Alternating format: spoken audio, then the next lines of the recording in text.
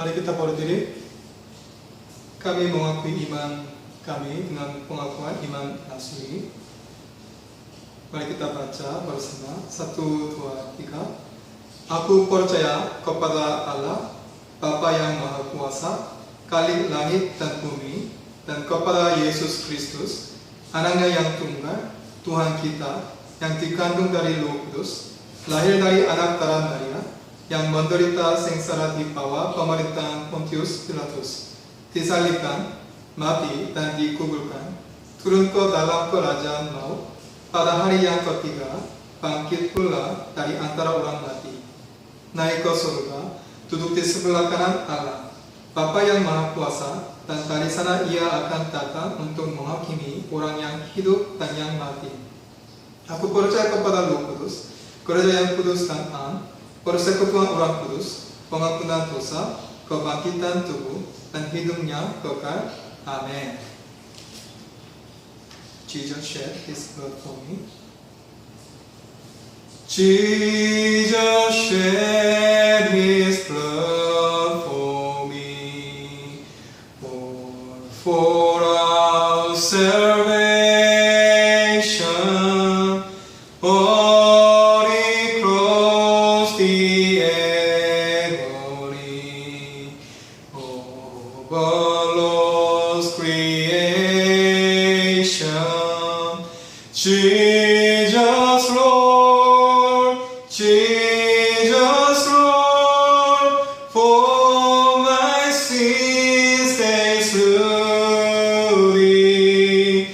Now by Thy dear blood restored, throw the sinner to Thee. For what crime should He be killed? For His killers praying, my dead mindless mob as we're their Messiah's reign. Jesus Lord, Jesus Lord, for my sin they slew Thee. Now by dear blood restored, throw this sinner to Thee. Jesus Lord, Jesus Lord, for my sins they slew Thee. Now by Thy dear blood restored, throw the sinner to Thee. Jesus Lord, Jesus Lord, for my sins they slew Thee. Now by Thy dear blood restored, throw the sinner to Thee. Amen.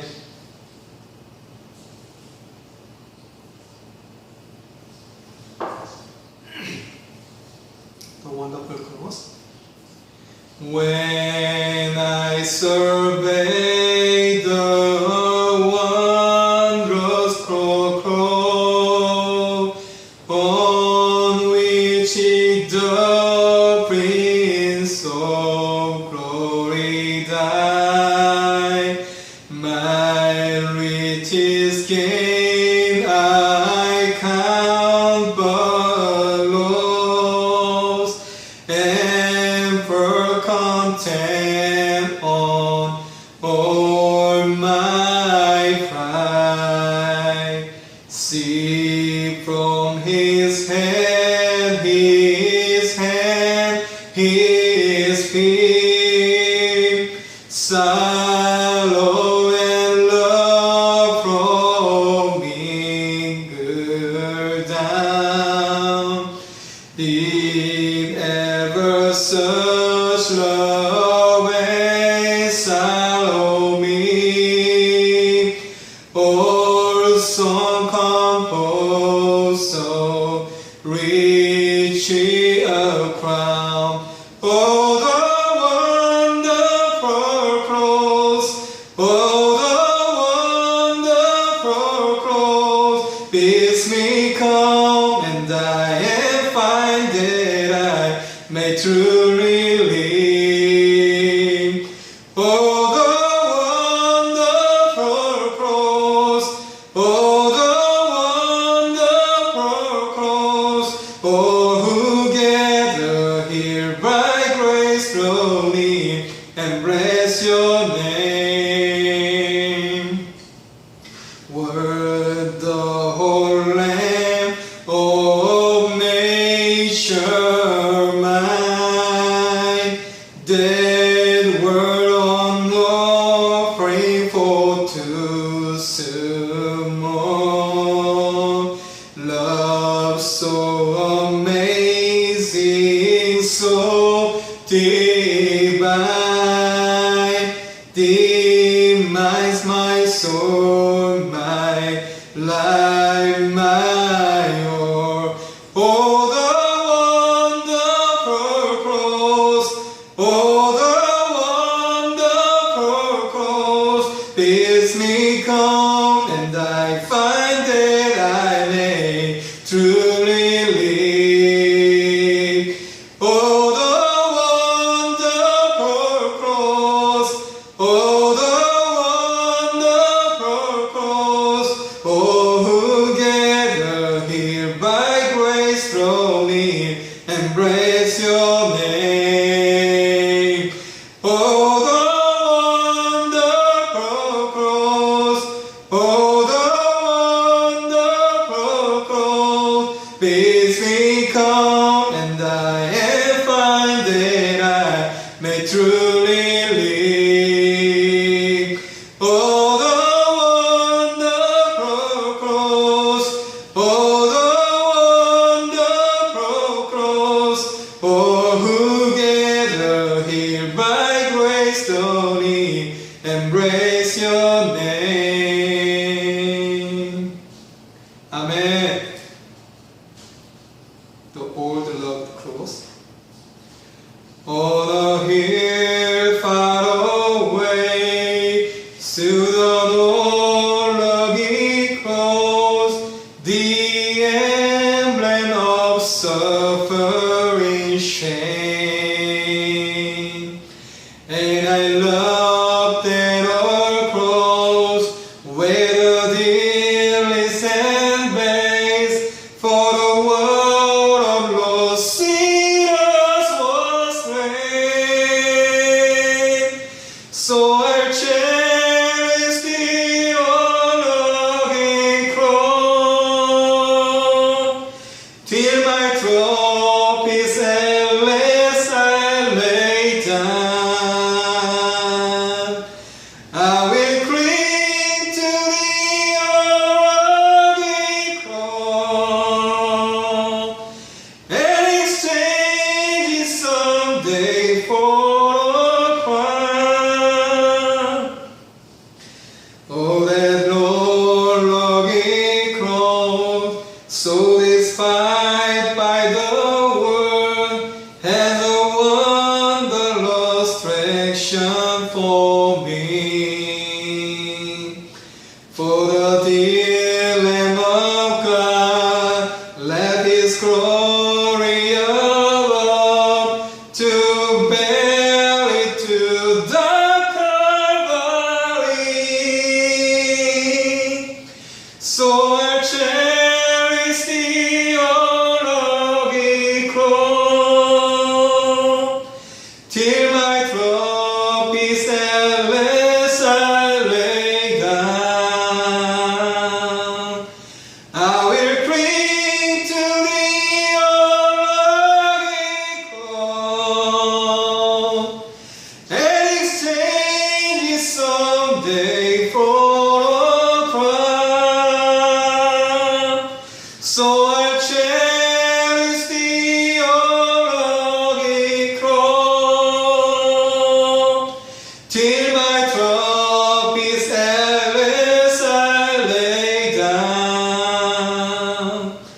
I will cling to the unruly cross and exchange it someday for a crown. Amin. Mari kita berdoa. Saya berdoa dalam bahasa Korea. Mari kita berdoa. 주님 감사합니다. 오늘 이렇게 성 금요일을 또 주셔서 감사합니다. 하나님 저희가 함께하지 못하지만 온라인 예배로 함께 모여서 예배드리게 하시며 주님 감사드립니다. 하나님 저희가 오늘 예수님의 십자가의 죽으심을 기억하고 왜 십자가에서 죽으셨는지를 다시 한번 상기하고 떠올리고 그것을 저희가 잊지 않을 수 있도록 주여 붙들어 주시기 바랍니다. 하나님 오늘 또 말씀을 나눌 때 지금 저희 마음 가운데 함께해 주셔서 성령님으로 채워주시고 말씀을 깨달을 수 있도록 주여 도와주시옵고 아버지 성령 충만할 수 있도록 붙들어 주시기 바랍니다. 아버지 말씀을 전하는 저와도 함께해 주셔서 성령 충만함을 채워주시기 바랍니다. 아버지 감사합니다. 이 모든 말씀 살아계신 우리 주 예수 그리스도로 기도드립니다. 아멘. Selamat siang saudara saudari. Saya senang bertemu dengan Anda sekalian lagi hari ini. Saya ingin mengucapkan syukur kepada Tuhan. Hari ini kami berkumpul khusus untuk kebaktian Jumat Agung, hari yang Yesus meninggal di kayu salib. Yesus datang ke bumi untuk kita dan meninggal di kayu salib untuk kita hari ini. Itu sebabnya kita harus ingat hari ini. Pertama, mari kita baca firman hari ini. Firman hari ini Matius chapter 26 ayat 17 sampai 30. Matius chapter 26 ayat 17 sampai 30. Mari kita baca bersama. 1, 2, 3. Pada hari pertama dari hari raya roti tidak berlagi, datanglah murid-murid Yesus kepadanya dan berkata, di mana engkau kehendaki kami mempersiapkan perjamuan Paskah bagimu?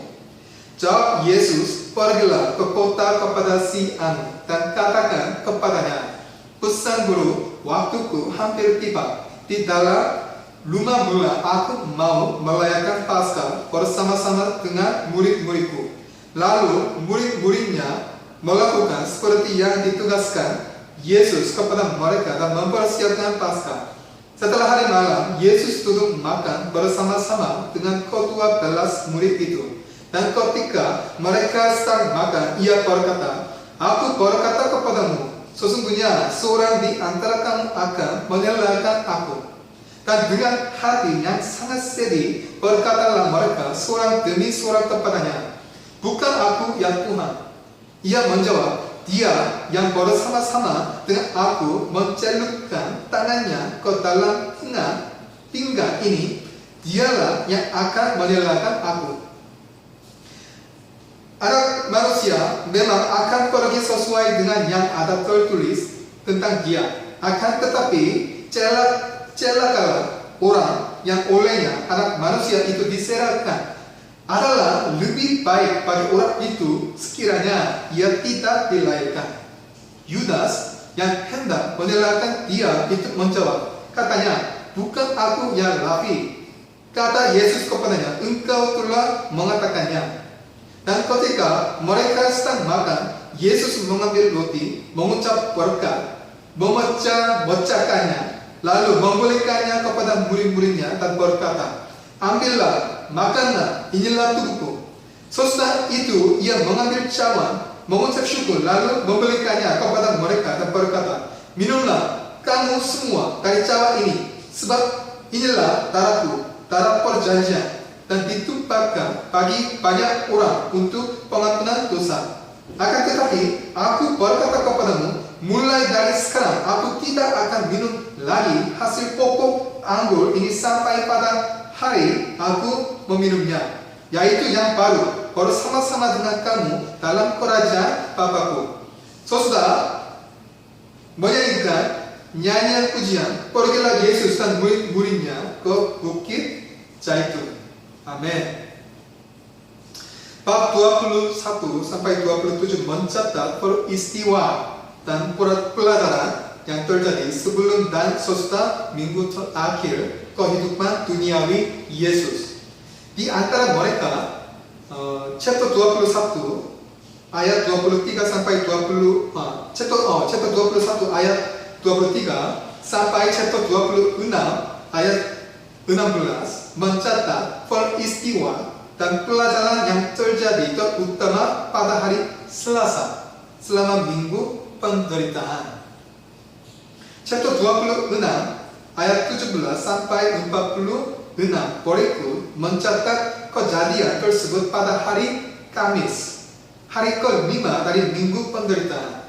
Dalam teks, Yesus pertama-tama mempersiapkan perjamuan Paskah untuk para murid. Dan pada makan malam itu, dia menubuatkan pengkhianatan Judas Iskariot. Kemudian perjamuan Paskah sekarang diberlakukan sebagai perjamuan kudus yang baru. Namun makan malam Paskah ini sebenarnya dimakan 1 hari lebih awal dari kebiasaan aslinya. Dengan kata lain, Yesus telah makan malam Paskah 1 hari sebelumnya, mengetahui bahwa dia akan menderita penyaliban sebelum malam Jumat, tanggal mulai resmi Paskah. Tentu saja Yesus memiliki tujuan mengapa makan malam Paskah sehari yang lalu. Paskah, yaitu Passover, adalah 1 hari untuk memperingati hari-hari ketika Israel perjanjian lama diselamatkan dan dibebaskan dari Mesir melalui darah anak domba Paskah. Tetapi Paskah tidak berakhir dengan itu, tetapi merupakan tanda bahwa Tuhan, anak domba yang kekal, akan datang dan menyelamatkan orang-orang pilihan dari dunia yang penuh dosa ini. Tuhan adalah kenyataan yang dinubuatkan melalui domba-domba Paskah. Yesus mengubah hukum Paskah perjanjian lama menjadi hukum perjamuan kudus untuk memperingati sengsara penebusannya. Itu sebabnya Yesus membawa perjamuan terakhir Paskah ke hari sebelum tanggal dan memberikan hukum perjamuan kudus. Secara khusus, 2 fakta berikut menunjukkan bahwa Yesus adalah domba kekal perjanjian baru, substansi domba Paskah perjanjian lama.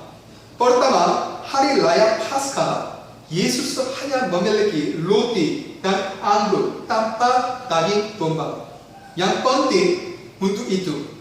Kedua, hari berikutnya Yesus meninggal pada waktu yang mematikan domba untuk perjamuan Paskah.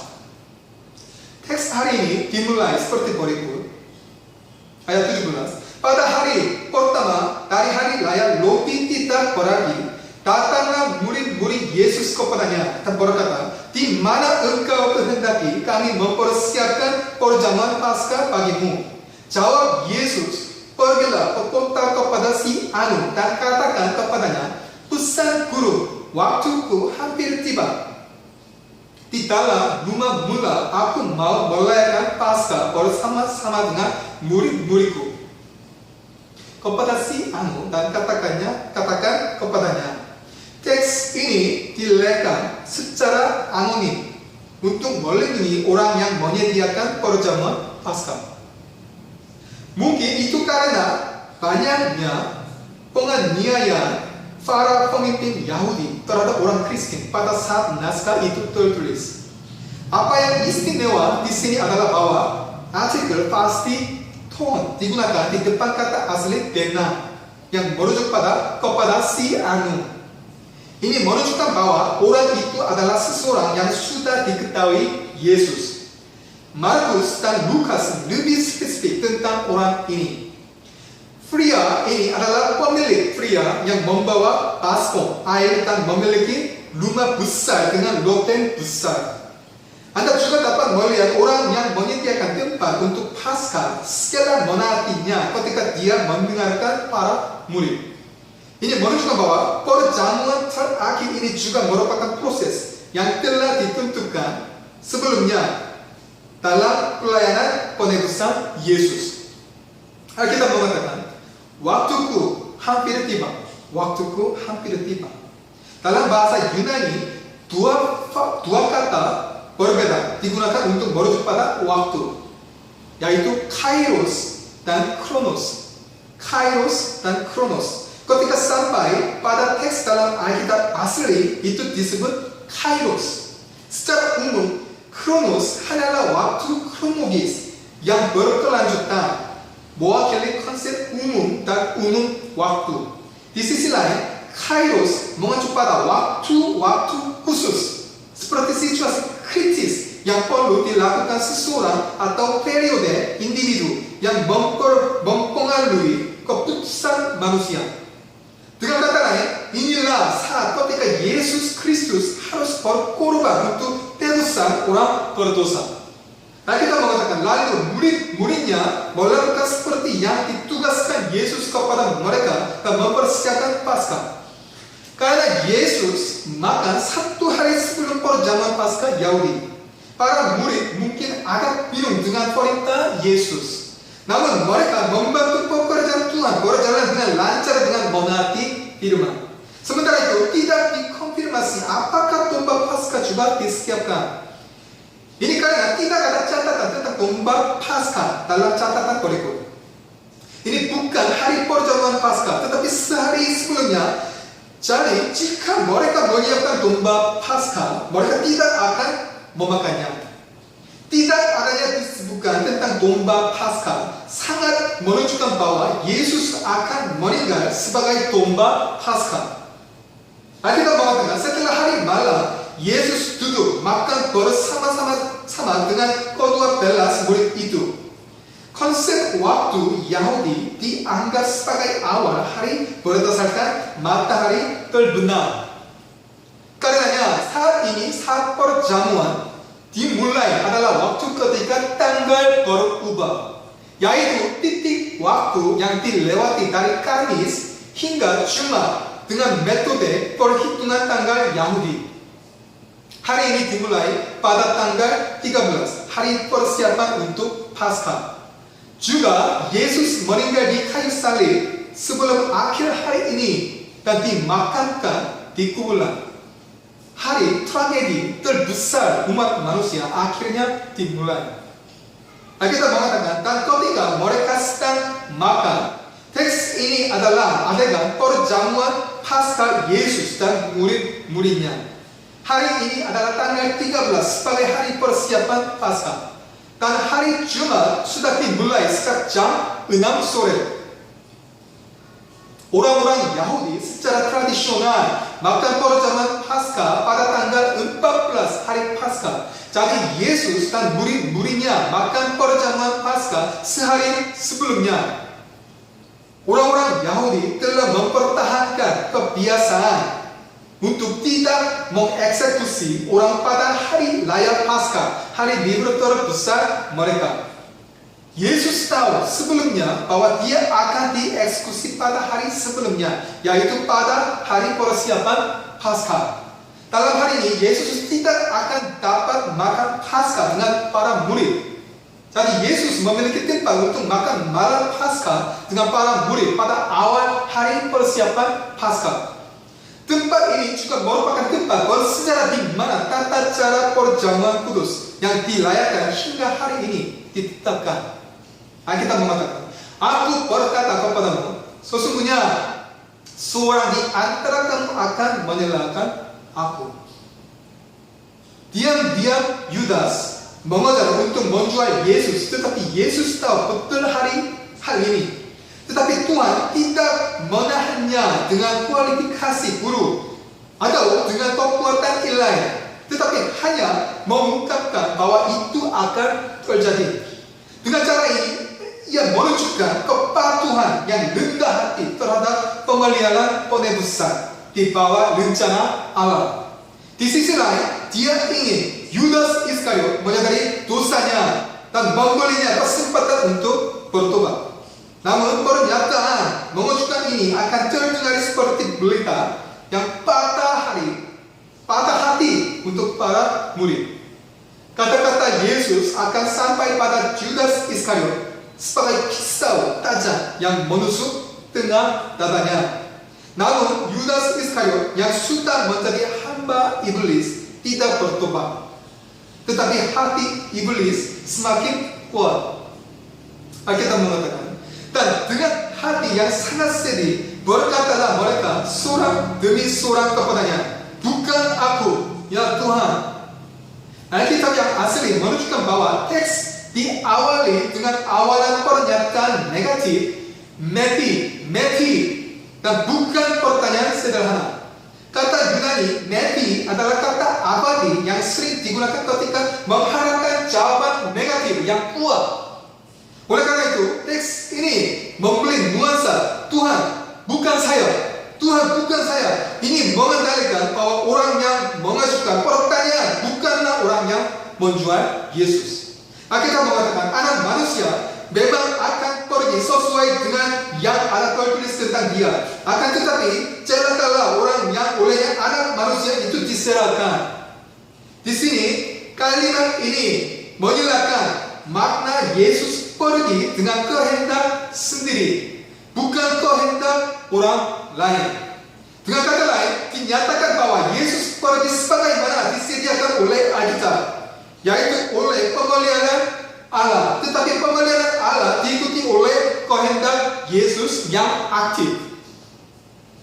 Di sisi lain, kata ini digunakan tidak hanya untuk merujuk pada gerakan dari satu tempat ke tempat lain, tetapi juga berarti mati, menyerahkan hidup kepada Tuhan.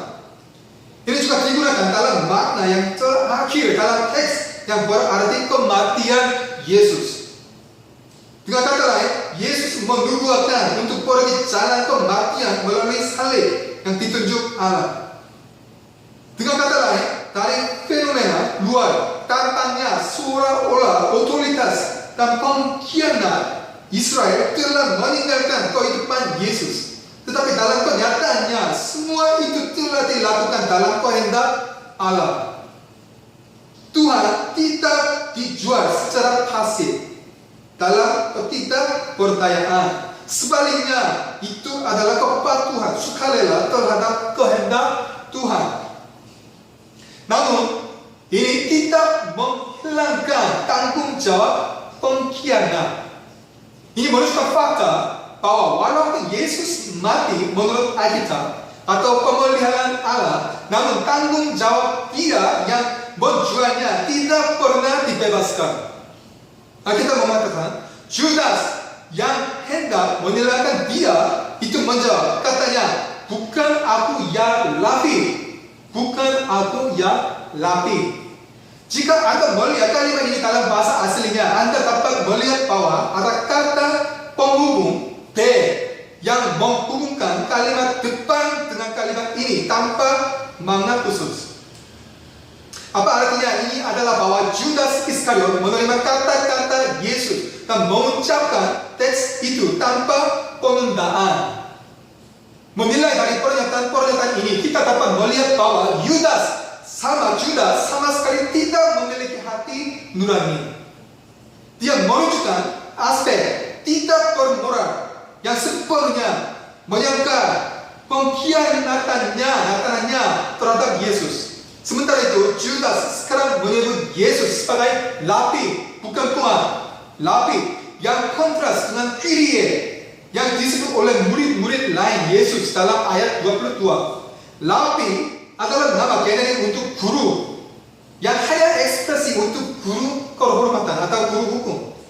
Di sisi lain, Kyrie tidak hanya merujuk pada Tuhan, Raja atas penguasa, tetapi juga sebuah istilah yang merujuk pada Tuhan. Alkitab mengatakan, dan ketika mereka sedang makan, Yesus mengambil roti, mengucap berkat, memecahkannya, lalu memberikannya kepada murid-muridnya dan berkata, ambillah, makanlah, inilah tubuhku. Dari teks ini ke ayat 29, kita berbicara tentang suatu peristiwa di mana Yesus melemparkan tata cara perjamuan kudus baru. Yesus datang sebagai anak domba Paskah. Jika orang Israel diselamatkan dalam darah anak domba Paskah pada perjanjian lama, kita sekarang diselamatkan oleh darah Yesus di kayu salib. Itulah sebabnya Yesus mengubah pelayan Paskah Perjanjian Lama menjadi ritus perjamuan kudus untuk memperingati penyaliban.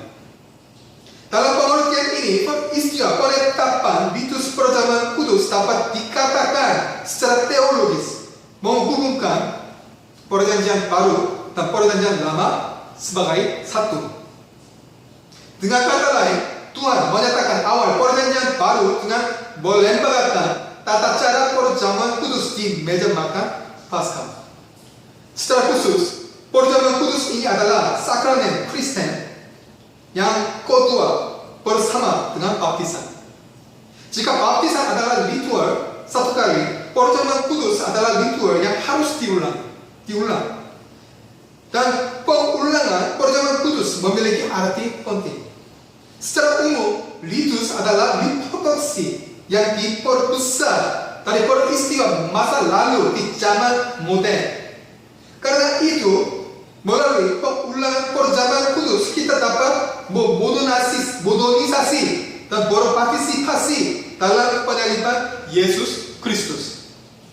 Dengan kata lain, melalui perjamuan kudus yang berulang-ulang kita mengalami anugerah Allah yang dimanifestasikan oleh kematian Kristus di kayu salib. Bagaimanapun, perjamuan kudus adalah ritus di mana rahmat Allah di dalam gereja dan orang-orang kudus diperbesar dan diperbanyak tanpa henti hingga Kristus datang ke bumi lagi. Alkitab mengatakan, ketika mereka sedang makan, Yesus mengambil roti, mengucap berkat, memecah-mecahkannya, lalu memberikannya kepada murid-muridnya dan berkata, ambillah, makanlah, inilah tubuhku. Dengan cara ini, roti yang kita bagikan selama upacara perjamuan kudus melambangkan tubuh Yesus, kehidupan itu sendiri. Karena itu, jika Anda mengambil dan memakannya, Anda dapat melihat bahwa berkat dari menyalakan kehidupan Yesus kepada pemakan datang. Alkitab mengatakan, sebab inilah darahku, darah perjanjian yang ditumpahkan bagi banyak orang untuk pengampunan dosa. Penumpahan darah Yesus bukan untuk semua orang, tetapi untuk banyak orang. Bukan untuk semua orang, tetapi untuk banyak orang. Ini berarti bahwa penebusan Kristus tidak menuntut pada tebusan semua umat manusia. Dia ingin semua umat manusia bertobat dan diselamatkan. Namun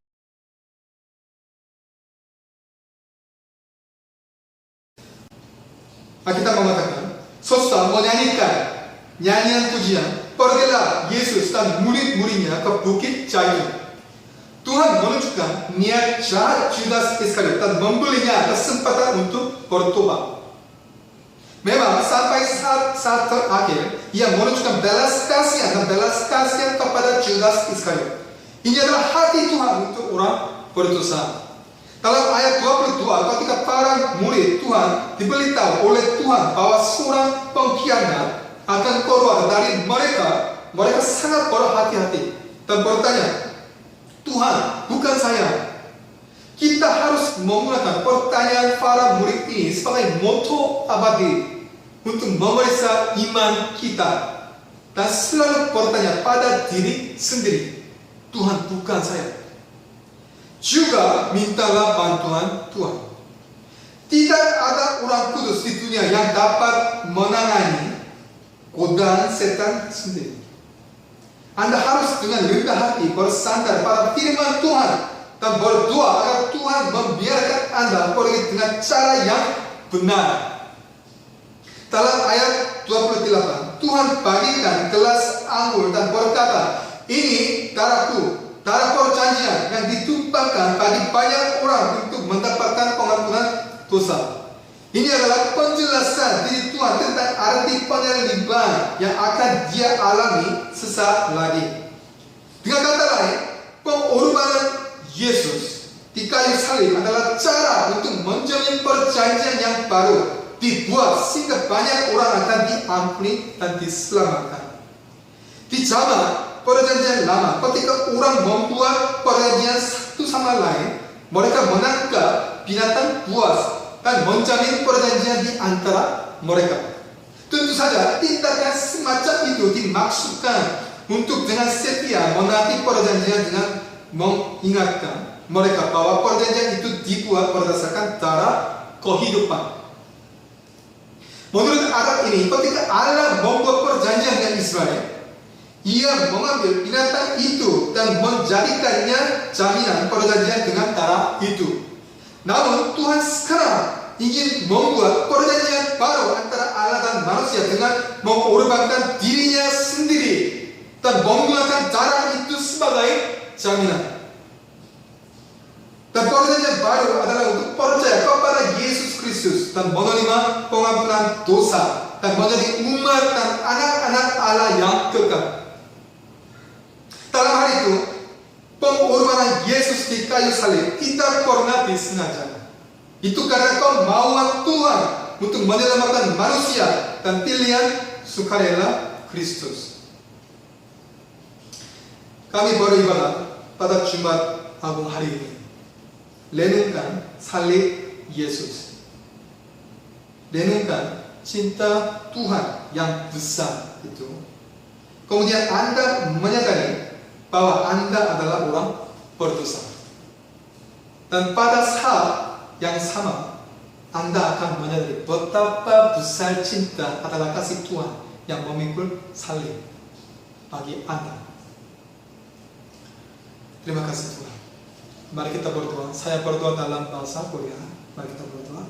주님 감사합니다. 하나님 오늘 이 성금요일에 예수님이 십자가에서 죽으신 오늘 함께 예배드릴 수 있게 도와주시면 주님 감사합니다. 하나님 저희가 오늘 말씀을 나누면서 다시 한번 깨닫습니다.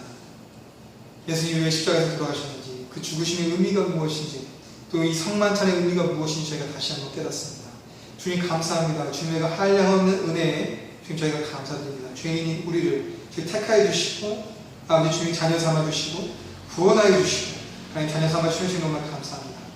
아버지 감사합니다. 이 모든 말씀 살아계신 우리 주 예수 그리스도의 이름으로 기도드립니다.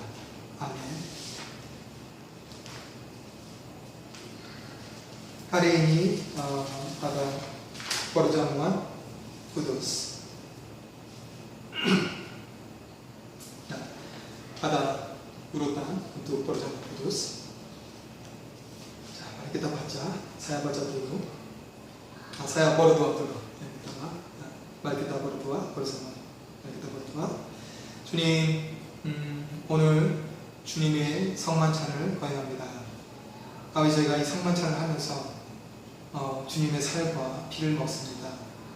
아니 그러하면서 주님의 죽으심과 그 십자가의 의미를 다시 한번 되새기기를 바랍니다. 하나님 저희를 새롭게 해주시옵고 저희가 날마다 매일의 삶 가운데서 그 십자가의 의미를 묵상하며 살아갈 수 있도록 붙들어 주시기 바랍니다. 아버지 감사합니다. 늘 함께 해주시니 감사합니다. 이 모든 말씀 살아계신 우리 예수 그리스도의 이름으로 기도드립니다. 아멘. 자, mari kita baca ini.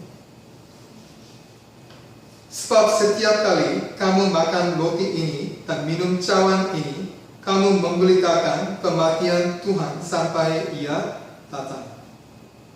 Bersama. Jadi, barang siapa dengan cara yang tidak layak makan roti atau minum cawan Tuhan, ia berdosa terhadap tubuh dan darah Tuhan. Karena itu, hendaklah tiap-tiap orang menguji dirinya sendiri dan baru sesudah itu ia makan roti dan minum dari cawan itu.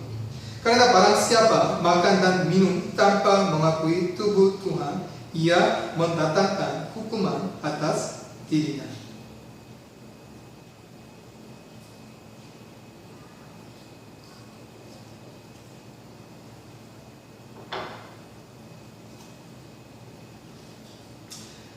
Sebab apa yang telah kuteruskan kepadamu telah aku terima dari Tuhan, yaitu bahwa Tuhan Yesus pada malam waktu ia diserahkan mengambil roti. Dan sesudah itu ia mengucap syukur atasnya.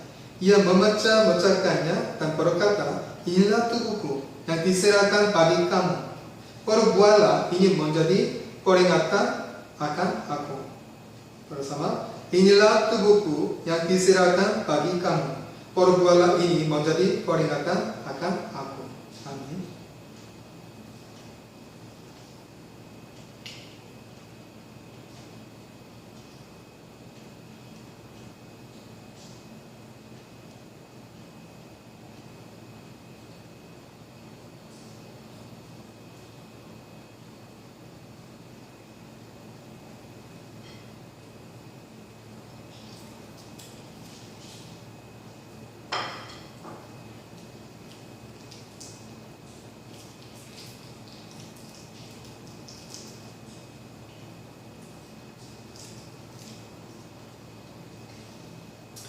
Sesudah itu ia mengambil cawan, mengucap syukur, lalu memberikannya kepada mereka dan berkata, minumlah kamu semua dari cawan ini bersama, sebab inilah darahku, darah perjanjian yang ditumpahkan bagi banyak orang untuk pengampunan dosa. Cawan ini adalah perjanjian baru oleh darahku yang ditumpahkan bagi kamu. Amin.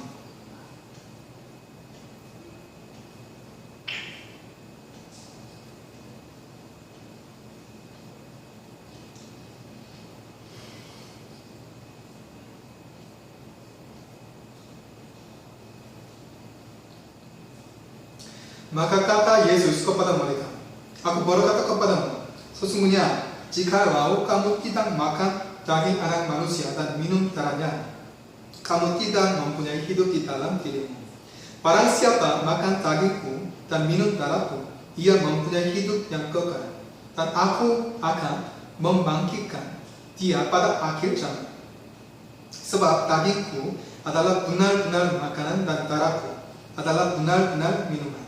Barang siapa makan dagingku dan minum darahku, ia tinggal di dalam aku dan aku di dalam dia.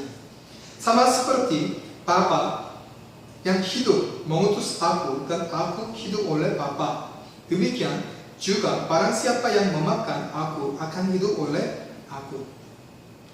Sebab di dalam dia dan oleh darahnya kita beroleh penebusan, yaitu pengampunan dosa, menurut kekayaan kasih karunia-Nya yang dilimpahkannya kepada kita dalam segala hikmat dan pengertian.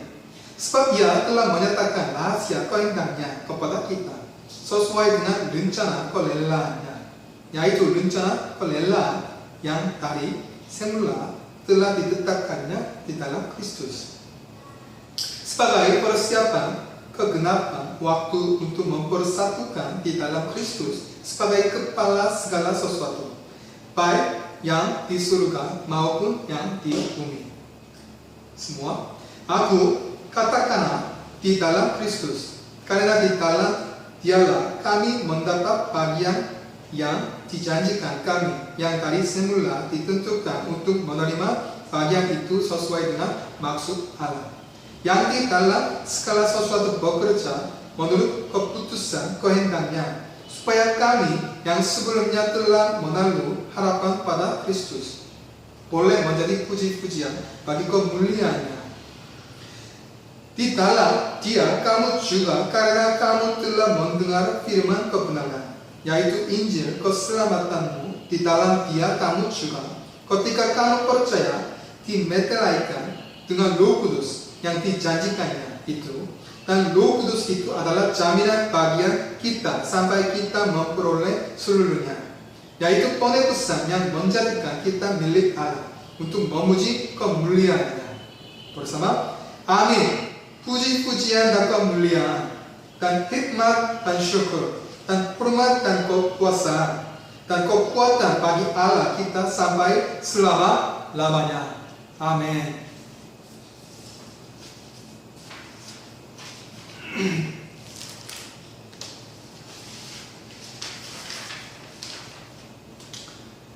Ya, pengumuman.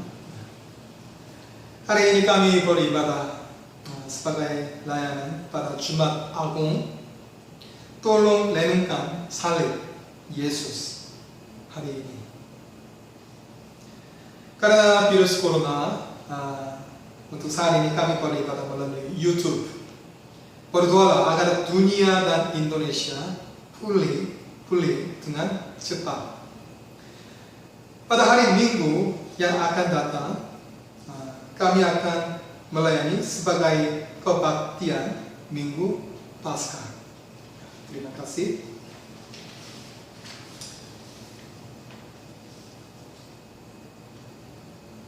Murid-murid Yesus bertanya kepada Yesus, bagaimana kami bisa berdoa? Yesus menjawab, kamu harus berdoa sama dengan ini. Ini adalah doa Bapa kami. Jadi kami berdoa dengan doa Bapa kami sekarang. 1, 2, 3. Karena itu berdoalah demikian. Bapa kami yang di surga, dikuduskanlah namamu, datanglah kerajaanmu, jadilah kehendakmu di bumi seperti di surga. Berikanlah kami pada hari ini makanan kami yang secukupnya, dan ampunilah kami akan kesalahan kami, seperti kami juga mengampuni orang yang bersalah kepada kami. Dan janganlah membawa kami ke dalam pencobaan, tetapi lepaskanlah kami daripada yang jahat. Karena Engkaulah yang punya kerajaan dan kuasa dan kemuliaan sampai selama-lamanya. Amin.